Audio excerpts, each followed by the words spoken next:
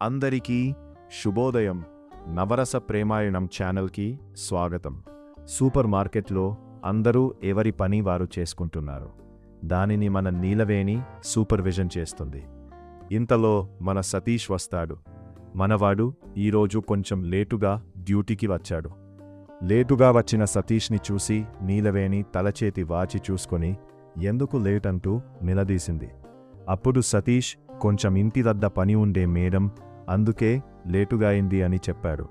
అందుకో నీలవేణి ఇష్టం వచ్చినప్పుడు రావటానికి ఇదేమీ మీ అత్తారిల్లు కాదు అని అరిచింది.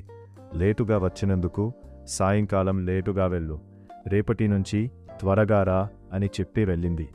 మన సతీష్ కొంచెం మొహం మార్చుకొని పనిలోకి వెళ్ళాడు. ఇంతలో అక్కడ ఉన్న వేరే స్టాఫ్, ఈ మేడం నిక్కచ్చిగా ఉంటది, అందుకే ఈ మేడంని నిక్కచ్చి నీలవేణి అంటారు అని చెప్పారు. ఆ మాటకి సతీష్ కొద్దిగా నవ్వుకొని ఈ నీలవేణి పొగరు ఎలాగైనా తగ్గించాలి అని అనుకొని తన పనిలో తానుండిపోయాడు. మరుసటి రోజు మన సతీష్ అనుకున్నట్టుగా కాక మనవాడి దూల తీరింది. నీలవేణి సతీష్ చెంప పగలగొట్టింది.